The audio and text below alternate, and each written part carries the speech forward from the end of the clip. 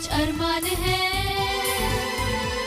कुछ ख्वाब है, कुछ अरमान है, लो है जगी एक उम्मीद की, आओ कुछ कर दिखाए, सारी दुनिया पे छाए, पाले मंजिले झूले आसमां, हमें खुद पर यकीन, अब ख्वाब हमारे ताबीर भी हमारी, अब ख्वाब हमारे ताबीर भी हमारी, अब ख्वाब हमारे ताबीर भी हमारी।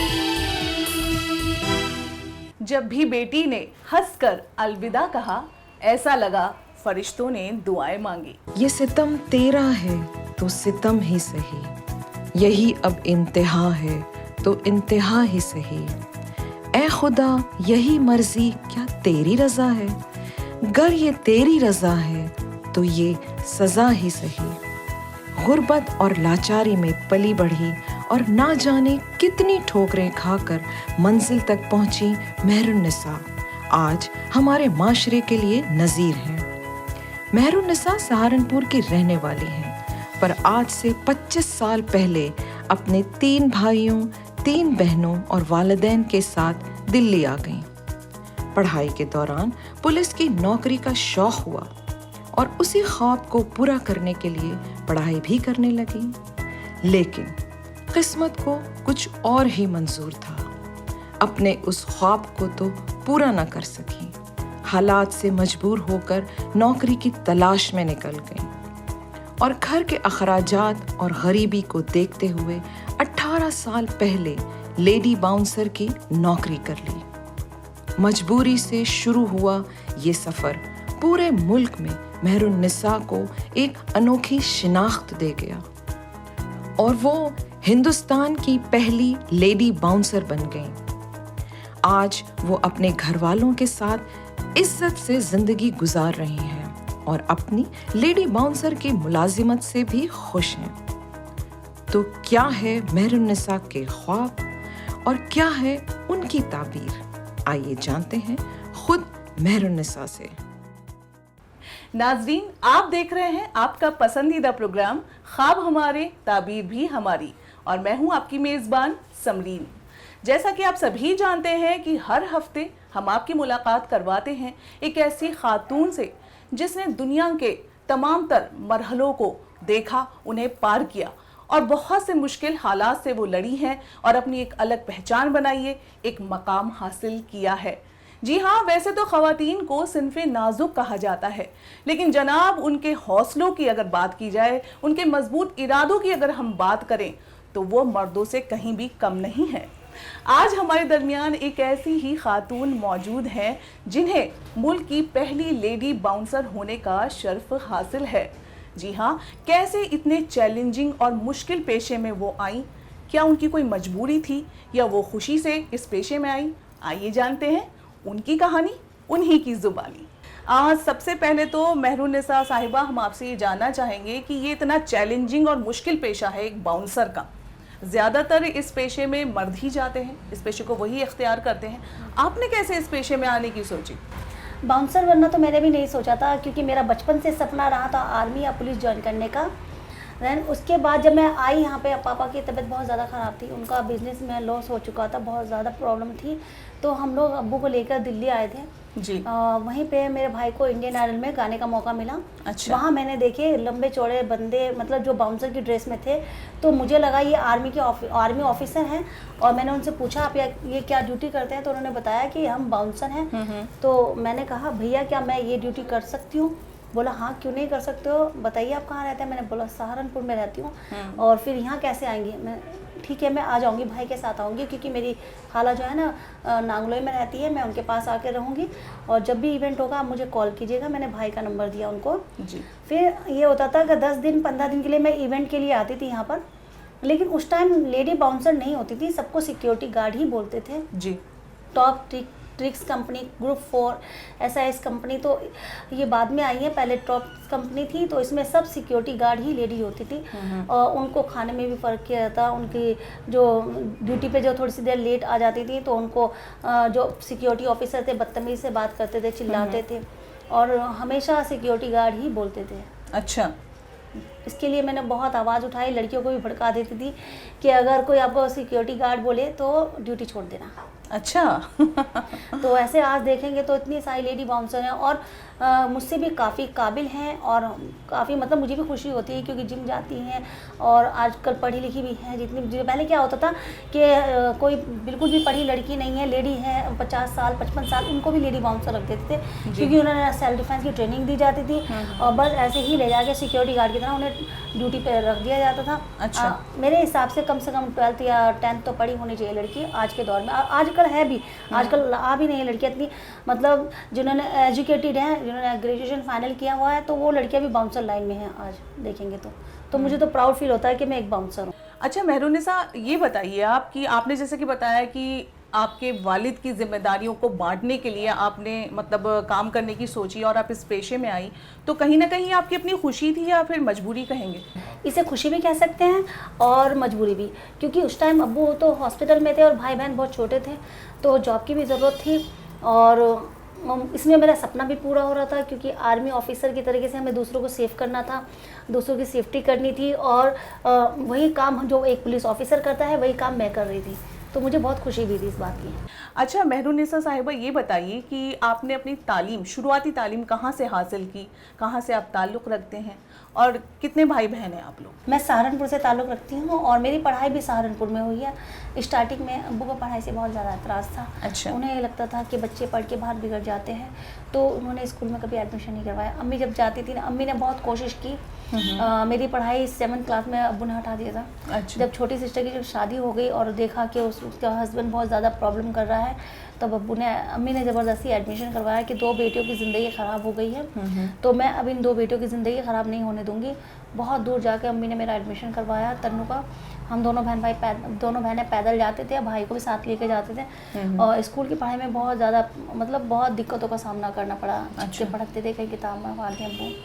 फिर 12th क्लास क्लियर करने के बाद अब्बू के ही भाइयों ने बताया कि शौकत आपकी बेटी ने 12th क्लियर किया है और मुलायम सिंह ने उनको उस टाइम पे 20,000 रुपये टोकन मनी वो मिलते थे ना उसके पढ़ने के बाद। हाँ, तो 20,000 रुपये का देते हुए फ़ोटो आया था अखबार में, तो सबने बताया कि तुम्हारी बेटी ने 12th क्लियर किया है, तो गर्व की बात है। अब्बू को बहुत अफसोस हुआ कि मैं अपनी बेटी को क्यों पढ़ाई के लिए मना करता था। फिर अब्बू ने ही कॉलेज में एडमिशन करवाया। मैं 10th में थी जब मैं दिल्ली आ गई क्योंकि छोटी बहन का पैर ख़राब हो चुका था, एक्सीडेंट हो गया था और अब्बू हॉस्पिटल में थे क्योंकि अब्बू को बहुत बड़ा झटका लगा था। अब्बू का लॉस हो गया था, शेयर मार्केट में पैसा लगाया जी, तो अब्बू को काफ़ी नुकसान हो गया था और कमाई का कोई साधन ही नहीं था।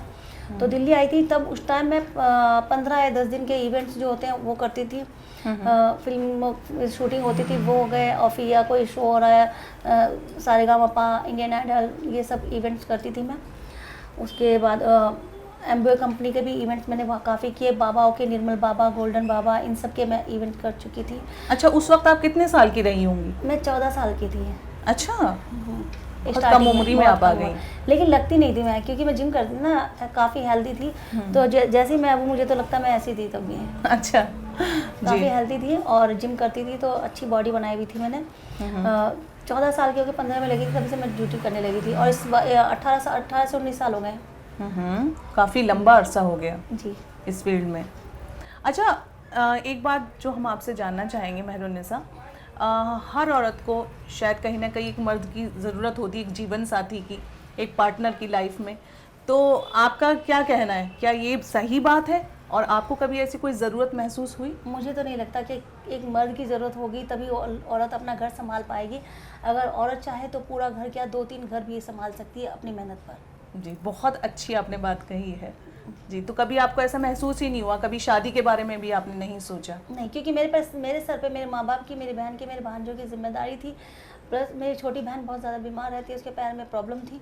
तो अगर मैं शादी कर लूँ या मैं कहीं और, क्योंकि लड़के से, किसी भी लड़के से शादी करेंगे वो ये तो नहीं कहेगा कि अपनी फैमिली के लिए आप कमाओ, जॉब करो, जॉब करने के बाद वो सैलरी आप अपनी फैमिली को दो, ऐसा तो कोई लड़का नहीं होगा। और चलो सैलरी भी दे रहे हैं तो सुबह मॉर्निंग से 7 से रात के 2 बजे तक मैं ड्यूटी पे रहूँगी, उनकी फैमिली का भी तो हक बनता है ना, ये सब। अच्छा मेहरुन्निसा साहिबा, ये बताइए कि अपनी ड्यूटी के दौरान आपने कौन कौन से सेलिब्रिटी को प्रोटेक्ट किया है? प्रियंका चोपड़ा, उदित नारायण, सोनू निगम, रानी मुखर्जी, और बहुत सारे सेलिब्रिटी के साथ मैंने ड्यूटी की है। अच्छा अच्छा, अगर ये बात करें कि आपने बताया कि बहुत सारे सेलिब्रिटीज़ को आपने प्रोटेक्ट किया है, अगर किसी आम इंसान की बात की जाए तो आपने किसी आम इंसान को भी कभी प्रोटेक्ट किया है या किसी हादसे से बचाया है? जी, अभी कुछ महीने की बात है, 1.5-2 महीने पहले मैं अभी विराट की साइड जा रही थी। 7 बजे का करीब का टाइम था, मुझे उम्मीद भी नहीं थी ऐसा कुछ होगा। तो एक लड़की को 6-7 लड़के छेड़ रहे थे। आगे आगे वो लड़की जा रही है, पीछे पीछे लड़के जा रहे हैं। ज़्यादा उम्र भी नहीं थी उन लड़कों की, 18, 17, 18, 20 या 21-22 साल तक लास्ट।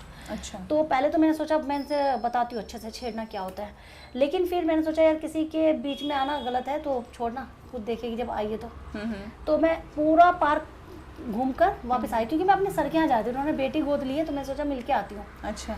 तो उनका घर का एड्रेस मुझे मालूम ही नहीं है, एक बीच में मंदिर पड़ता है, वहाँ तक मैं उस लड़की के पीछे पीछे जा रही हूँ और देख रही हूँ लड़के छेड़ रहे हैं। मैंने कुछ नहीं बोला, साइलेंट। आ तो रहा था बहुत गुस्सा, मगर मैं कार छोड़ हर किसी के पंगे में नहीं घुसते। घूमते घूमते ना आधा घंटा हो गया, मुझे वो उनका घर नहीं मिला। अच्छा। गुस्सा तो आ ही रहा था बहुत ज़्यादा कि मुझे सही एड्रेस क्यों नहीं बताया, मिल जाता तो मैं उन्हें ही ठोक देती बट मैंने सोचा छोड़, अब घर चलते वापस। घूम के, जैसे ये पार्क है ना, बहुत बड़ा पार्क है, पार्क से घूम के मैं वापस उसी जगह पे आ गई जहाँ वो लड़की को छेड़ रहे थे। अब वो लड़के बोल रहे हैं चल इस लड़की को उठा और गाड़ी में लेके चल। अच्छा। मैं जो गिफ्ट लेके गई थी ना सर को देने के लिए, उसे मैंने पार्क पे रखा, पार्क की एक दीवार है उसके ऊपर रखा। अब तो भैया, क्योंकि अब बात आ गई लड़की की इज्जत पे, अब नहीं। मैंने एक लड़के का तो गिरेबान पकड़ा इधर से और दूसरे का सर पकड़ा, खींच के दोनों को टकरा दिया। मैंने बोला बता, अच्छा, लेके जाएगा लड़की को? और आपको विश्वास नहीं होगा, उसके सामने ही 3 लेडी मोटी मोटी वहाँ बैठी हुई हैं, कोई फर्क नहीं पड़ता। मंदिर के पास पुजारी खड़ा है, उसे कोई फर्क नहीं पड़ता। 2 लड़के बाइक पे बैठे हैं, उन्हें कोई फर्क नहीं पड़ता कि लड़की को कोई उठा रहा है। तो वो जो 3 लड़के थे मुझे गाली बकने लगे, वो तो कम गाली बक रहे थे, मेरे मुंह से उससे भी ज्यादा फूल झड़ रहे थे। अच्छा। अब जैसे ही मैंने गाली शुरू की ना, तो उनको लगा कि मैं कोई पुलिस ऑफिसर हूँ। 2 लड़के तो गाड़ी के अंदर बैठे हुए थे और 2 और जाके कूद के उसके अंदर बैठे और वो गाड़ी लेके चल दिए। 2 बाइक पे, उसके पीछे एक और बाइक पे। वो बाइक, मैंने गाली बकी, रुक तो जाओ, मुझे तो लेके जाओ, मुझे किडनैप करो ना। वो भाग गए।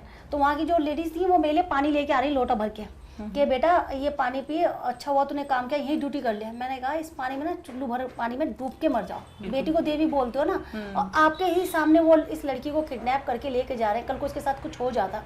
फिर मैंने उस लड़की की भी 2 चांटे लगाए।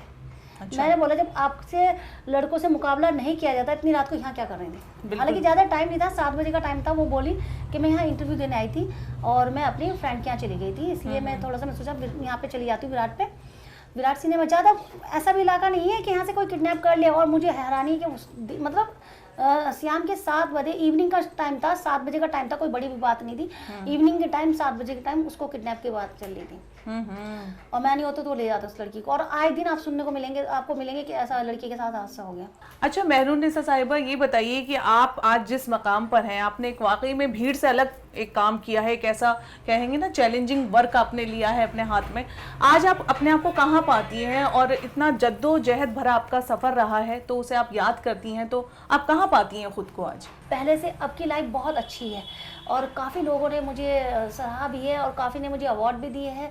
रानी मुखर्जी ने भी मुझे सम्मानित किया है, फिर शबाना आज़मी जी ने भी मुझे सम्मान किया था मेरा, सम्मानित किया। उसके बाद केजरीवाल जी ने भी अवार्ड दिया। फिर जम्मू में एक भैया, उन्होंने भी नेता है, उन्होंने भी मुझे सम्मानित करते हुए एक अवार्ड दिया। और दिल्ली में भी काफ़ी मुझे अवार्ड मिल चुके हैं। और अच्छा लगता है मुझे कि मैं जिस मुकाम पे आई हूँ तो वहाँ कहीं अल्लाह का हाथ था, वो अल्लाह के मतलब वो था मेरे पास, और माँ बाप की दुआएं थी मेरे साथ में। तो मुझे बहुत खुशी होती जो अल्लाह ने मेरा इतना साथ दिया कि मैं आज जिस मुकाम पे हूँ, पहली ज़िंदगी से ये ज़िंदगी बहुत अच्छी है। बहुत अच्छी है। तो आगे के मुस्तकबिल में मतलब क्या आप करना चाहेंगी? क्या दूसरों के लिए, अपनी फैमिली के लिए, मतलब आपने क्या सोचा है कि अब ये तो मैंने पा लिया, यहाँ तक तो मैं पहुँच गई, इससे आगे क्या? आने वाले टाइम में मैं लड़कियों को सेल्फ डिफेंस की ट्रेनिंग दूंगी, क्योंकि आजकल आप देखते हैं कितनी लड़कियों के साथ हादसे हो जाते हैं, लड़कियां फंस जाती हैं किसी भी प्रॉब्लम में, तो वो किस तरीके से वहां से निकल सकती हैं। अभी भी मैं ऑनलाइन लड़कियों को क्लासेस देती हूं, तो मैं चाहती हूं कि मैं लड़कियों को ऑनलाइन क्लास ना देके वैसे लड़कियों को बुलाकर उनको अभी एक इंस्टीट्यूट खोलने वाली हूँ। फिर उसके साथ में मैं सिक्योरिटी कंपनी खोल रही हूँ मर्दानी सिक्योरिटी के नाम से। तो मैं ये कंपनी आगे तक बढ़ाऊंगी और लड़कियों की जो फैसिलिटी हम लोगों को नहीं मिलती थी वो मैं अपनी लड़कियों को दूंगी। तो ये मर्दानी कंपनी जो आप खोलने वाली है, कहीं ना कहीं रानी मुखर्जी की फिल्म से तो हाँ जी। ये इंस्पायर्ड नहीं है? हाँ जी, राइट। तो कहीं आप क्या उनकी फिल्म से काफी, मुझे लग रहा है कि मुतासिर हैं? हाँ, बहुत मुझे अच्छी लगती है और बेस्ट। जी। अच्छा, अपने कुछ अवार्ड्स और एजाज़ात के बारे में बताएं, जैसे कि हम देख भी रहे हैं यहाँ आपको काफ़ी अवार्ड्स मतलब इनामात मिले हुए हैं जी। तो कहाँ से आपने ये हासिल किए, कौन कौन से इदारों ने आपको ये इन एजाज़ात से मुझे नवाजा? जम्मू से मिला है, अमित भाई ने मुझे दिया था। और ऊपर वाला मुझे केजरीवाल जी ने दिया है वो। अच्छा जी जी। और ये मुझे नाम तो मुझे याद नहीं, भैया एक है उन्होंने दिया था, एनजीओ से है। ये भी मुझे अवार्ड शो था वहाँ से मिला है। ये छोटा सा भी ये याद नहीं मुझे क्योंकि इसका निकल गया। जी, तो मतलब ये कहा जाए कि आपके इनामात की फहरिस्त काफ़ी लंबी है।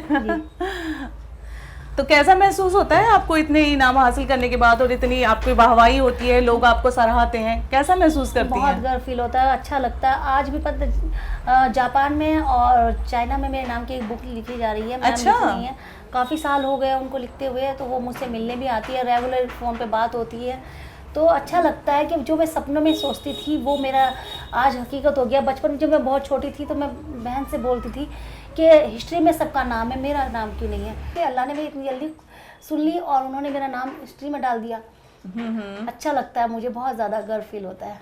नहीं, ये तो बिल्कुल सही बात है कि किसी भी मंजिल को हासिल करने के लिए एक मजबूत इरादे तो चाहिए, लेकिन एक जुनून की भी ज़रूरत होती है, जो मेरे ख्याल से आपके अंदर बचपन से ही रहा और तभी आपने ऐसे ख्वाब बुने जो साकार भी हुए आगे चलकर। बस अम्मी की दुआएं थी, अब्बू की दुआएं थी, बस अल्लाह का साथ था। अच्छा, आज जैसे कि आप खुद एक मजबूत खातून हैं और हर तरीके की मुश्किलात का आप सामना करने का हौसला भी रखती हैं, तो हमारी जो ख़वातीन हैं आज की लड़कियां हैं, नौजवान लड़कियां, उनको आप क्या पैगाम देना चाहेंगी? मैं उन सब लड़कियों को यही बोलना चाहूँगी कि अपने आप को कभी भी कमज़ोर ना समझें, अपने आप को हमेशा आगे बढ़ाएं, हमेशा ये कोशिश करें कि आप अपने आप को आगे बढ़ने के लिए सोचें। ये ना सोचें कि मैं कमज़ोर हूँ, मैं मर्द के आगे कुछ नहीं कर सकती हूँ। अभी भी मैं जब घर से बाहर निकलती हूँ काफ़ी महरून-निशाएं मुझे दिखती हैं, ऐसा लगता है कि उन लड़कियों में कहीं ना कहीं मैं हूँ, मेरे जैसी एक महरून-निशा है जो घर में बैठी हुई है। क्योंकि अगर मैं थोड़ा सा प्रयास नहीं करती, अगर मैं थोड़ा सा अपने आप को नहीं पहचानती तो आज मैं भी कहीं ना कहीं बर्तन धो रही थी, घर का काम कर रही होती। मैं घर के काम के खिलाफ नहीं हूँ, लेकिन जो मैं आज बनी हूँ वो नहीं होती शायद। तो आप भी अपनी ताकत को पहचानिए और जो आप करना चाहती हैं अपने माँ बाप से उसके लिए ज़िद कीजिए, आप आगे बढ़िए, कोशिश कीजिए, इंशाल्लाह आपको बहुत बड़ी कामयाबी भी मिलेगी। जिस तरीके से, क्योंकि मैं भी कोई बड़ी हस्ती नहीं थी, मैं भी एक छोटे से गाँव से आई थी, आज अल्लाह के फजल से मैं भी इतने कामयाब हूँ, तो मुझे बहुत गर्व है। और मैं भी आपको भी ये बोलूँगी, अपनी पढ़ाई पे ध्यान दीजिए और अपने नेक मकसद पे ध्यान दीजिए। अच्छा मेहरुन्निसा, आपके कितने भाई बहन हैं? मेरे 3 भाई हैं और हम 4 सिस्टर बहन हैं। अच्छा, तो आपके भाई आपके साथ रहते हैं? नहीं, मेरे भाई सब अलग रहते हैं। इसकी क्या वजह है? वजह अब उनके सर पे खुद की जिम्मेदारी हो गई है, उनके बच्चे हैं, उनकी वाइफ है, शायद हो सकता है ये वजह रही हो, तो वो सब अलग अलग रहते हैं। कोई मतलब फिर भी अपने माँ बाप से कभी मिलने के लिए वो आते हैं या क्या? बीच वाला भाई जो बड़े से छोटा भाई है वो कभी कभी आ जाता है, 2 भाई भी आते हैं।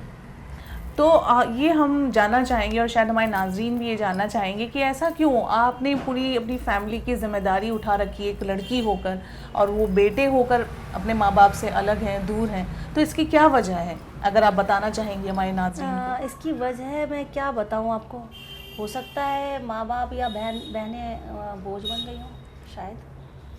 मतलब ये हमें देखकर लगता है एक सीख है शायद हमारे लिए और सभी के लिए कि वाकई में कि जो लोग बेटा और बेटी में फ़र्क करते हैं और बेटे की चाहत करते हैं कि बेटा पैदा हो, तो उनके लिए एक वाकई में सीख है कि एक लड़की होकर मेहरुन्निसा ने अपने घर की जिम्मेदारी को समझा, अपने माँ बाप की जिम्मेदारी को समझा, बहनों की जिम्मेदारी को समझा, यहाँ तक कि भांजे और मैंने आपने बताया कि भांजी है आपकी, भांजा है या भांजी है? तीनों भांजी। हाँ, तो आप उनको भी मतलब उनकी भी जिम्मेदारी उठा रही हैं, तो ये एक बड़ी फख्र की बात है। सॉरी, आपकी बात काट कर एक बात बोलना चाहती हूँ। बेटा हो या बेटी, जिम्मेदारी दोनों की बनती है। मैं ये नहीं कहूँगी कि मेरे भाई की जिम्मेदारी है, क्योंकि बेटी है उसका भी हक बनता है अपने माँ बाप अपने बहन भाई को देखने का। अगर बेटा जिम्मेदारी से अपना मुंह फेर रहा है तो बेटी का हक बनता है कि कुछ भी करे। ये नहीं कहूँगी कि मायके की, ससुराल की, हर जगह की एक बेटी जिम्मेदारी उठा सकती है। इस बात पर मुझे हमारे जो प्रोड्यूसर साहब हैं नज़म इकबाल, उनका एक शेर याद आ रहा है कि है बेटे के वजूद से घर में चिराग रोशन, अगर बेटी ही ना हो तो वो घर ही कहाँ। मेहरुन्निसा, जैसे कि आपने बताया कि चाइना में और जापान में भी आपकी कहानी लिखी जा रही है, तो इसके बारे में हमारे नाजरीन को बताइए।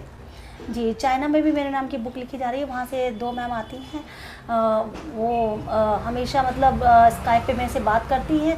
वीक में, पूरे वीक में मैंने क्या किया, किससे मिली, क्या हुआ, उनको 8 साल हो गए मेरी स्टोरी लिखते हुए।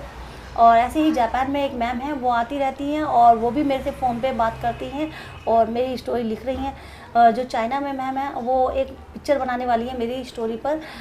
अभी तक कितने ऑफर आ गए मेरी स्टोरी पे मूवी बनाने के, लेकिन अभी मैं उनसे, क्योंकि उनके साथ चीट नहीं कर सकती ना, 7 साल से वो स्टोरी लिख रही है, तो मैंने उनको बोल दिया कि आप ही मेरी स्टोरी पे एक मूवी बनाएंगी। अभी एक डायरेक्टर जाने प्रोड्यूसर थे जिन्होंने स्टोरी पे मेरे मूवी बनाने के लिए बोला था, 20 लाख रुपीस देने के लिए बोला, लेकिन मैंने बोला कि जब मैं मैम को प्रॉमिस कर चुकी तो अपनी ज़बान की भी एक कीमत होती है। बिल्कुल। तो मैंने मना कर दिया कि नहीं, मेरा जो है ना शाश्वती मैम या अनीता मैम ही मेरी स्टोरी पे एक वीडियो, वो मूवी बनाएंगी। तो जैसा भी होगा, वो बुक भी लिख रही हैं और साथ में एक मूवी की भी तैयारी कर रही हैं। अच्छा, ये तो कहीं ना कहीं एक मतलब अचीवमेंट है आपके लिए मेहरुन्निसा, इसके लिए आपको काफ़ी मुबारकबाद हमारी तरफ से भी। अच्छा, अब ये बताइए कि हाल फिलहाल में आप क्या कर रही हैं? फिलहाल आपकी क्या जॉब है? अभी तो मैं वो बाउंसर की ड्यूटी करती हूँ, कई इवेंट्स होता है वहाँ चली जाती हूँ, और जो भी है अभी परमानेंट तो जॉब है नहीं, क्योंकि मैं जिस क्लब में थी, रेस्टोरेंट में थी, सोशल में, वो नेक्स्ट मंथ शायद ओपन हो जाएगा। और साथ में ही मैं एक सिक्योरिटी कंपनी तैयार कर रही हूँ, उसमें लड़कियों को इंटरव्यूज रोज़ लेती हूँ, तो बस अभी लड़कियों के लिए कुछ अच्छा करने जा रही हूँ।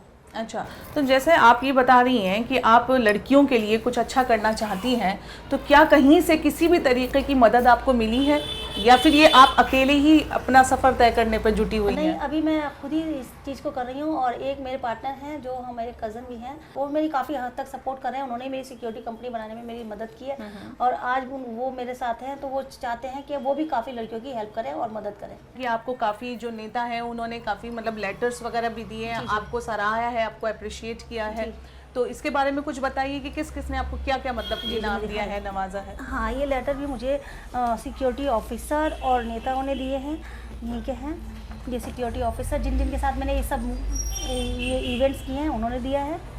और ये एक DIG ऑफिसर है, उन्होंने मुझे दिया, क्योंकि उस टाइम उनकी ड्यूटी होती थी सन 2003 में मेरे साथ में, तो वो मुझे जानते हैं, मैंने उनके साथ ड्यूटी की है। ये भी एक NGO की तरफ से मिला है, क्योंकि मैं उनके साथ ड्यूटी करती थी, और ये सिक्योरिटी ऑफिसर भी है। ये मुझे रानी मुखर्जी ने सम्मानित किया था। अच्छा, उस टाइम का। ये सब न्यूज़ चैनल्स के ही हैं, सारे जितने भी हैं, इंडिया फर्स्ट लेडी, बाउंसर, ये सब उन्होंने किया। आज जो हूँ, काफ़ी हद तक न्यूज़ चैनल्स वालों ने भी मुझे बहुत सराहना दी, मतलब बहुत ज़्यादा मेरा साथ दिया है। अच्छा, इस चीज़ के लिए भी। अच्छा, एक सवाल हमारा आपसे एक और है मेहरुन्निसा, जैसे कि आप बता रही हैं कि आप काफ़ी लोगों ने सराहा है, तो कभी मतलब काफ़ी लोग आपके साथ भी हैं, सपोर्ट भी कर रहे हैं, तो कभी ऐसा ख्याल आया कि कोई अच्छी नौकरी मतलब आपके पास होनी चाहिए इसके अलावा, या किसी ने आपको ऑफ़र किया हो कि आपको हम ये अच्छी नौकरी दे देंगे और आपकी सैलरी होगी, तो आपने सोचा कि चलो ठीक है, एक अच्छी खासी नौकरी मिल रही है तो मैं ज्वाइन कर लूँ? मेरे पास अभी तक ऐसा कोई ऑफर नहीं आया है। अच्छा, तो मतलब यही है कि आपको फ़िलहाल ये बाउंसर का ही इसी फील्ड में आगे बढ़ना है? नहीं, ऑफर भी अभी तक नहीं आया, आता तो मैं पक्का करती, लेकिन नहीं आया अभी तक नहीं। बहुत बहुत शुक्रिया आपका मेहरुन्निसा साहिबा, अपनी ज़िंदगी की दास्तान हमसे आपने बयान की, बहुत बहुत शुक्रिया आपका। आपका भी बहुत बहुत शुक्रिया, आपकी पूरी टीम का शुक्रिया, और DD उर्दू का भी बहुत बहुत शुक्रिया, नज़म साहब का भी बहुत बहुत शुक्रिया, जिन्होंने मुझे इस काबिल समझा और मुझे इतना इज़्ज़त दी। आप सब ने बहुत बहुत शुक्रिया। बहुत उम्दा। तो नाज़रीन, ये कहना गलत नहीं होगा कि शायद हर घर में एक मेहरुन्निसा है, बस ज़रूरी है कि हम उसे पहचानें। लड़के और लड़की में कोई फ़र्क नहीं है, इस बात को हमें बहुत ही गहराई से समझने की ज़रूरत है। दोनों की ही तालीम पर हमें पूरा ध्यान देना चाहिए और ख़ास तौर से लड़कियों को तो ज़रूर पढ़ाना चाहिए। नाजरीन, यही प्रोग्राम जो हमारा है ख्वाब हमारे ताबीर भी हमारी, ये इसी चीज़ की पैरवी करता है कि लड़कियों को तालीम याफ्ता बनाएं। इसी को हम फ़रोग़ देना चाहते हैं। तो नाजरीन, आज के लिए बस इतना ही। अगले हफ्ते फिर होगी आपसे मुलाकात। एक और ख़ातून के साथ हम आपसे रूबरू होंगे और उनकी ज़िंदगी की दास्तान आपके सामने रखेंगे।